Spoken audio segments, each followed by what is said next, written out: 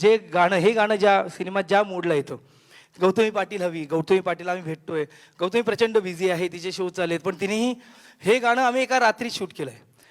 आणि Agnel sir, Sonali, हे सगळ्यांचं कौतुक, आमच्या राहुल ठोंबरे ज्यांनी कोरिओग्राफ केले त्याचंही कौतुक व्हायला पाहिजे. कारण एका रात्रीत नॉनस्टॉप म्हणजे भाई आम्ही त्या सकाळपर्यंत असेच होतो.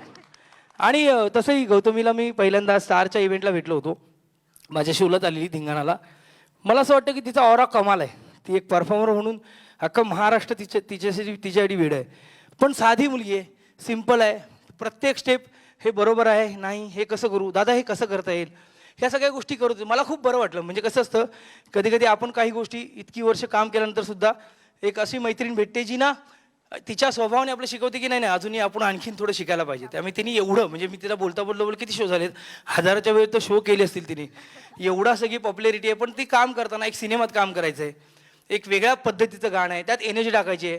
आता मला ते बडं नाही, सिद्धार्थ तुझी एनर्जी, पण तिने ज्या पद्धतीने ह्या गाण्यात, आता तुम्ही वन्स मोर म्हणालात, नाच टीमवर हे गाणं उपलब्ध आहे, लोकांना आवडतंय. सो ह्या सिनेमाचा भाग होणं, ह्या गाण्याचा भाग होणं ह्या टीमचं आहे. आणि थँक्यू, तू माझं खूप कौतुक केलंस, पण मुळात खूप चांगली व्यक्ती आहेस तू. आणि आयुष्यभर अशीच राहा, आईवडिलांचा आशीर्वाद असेल तुझ्या पाठीशी राहते. थँक्यू.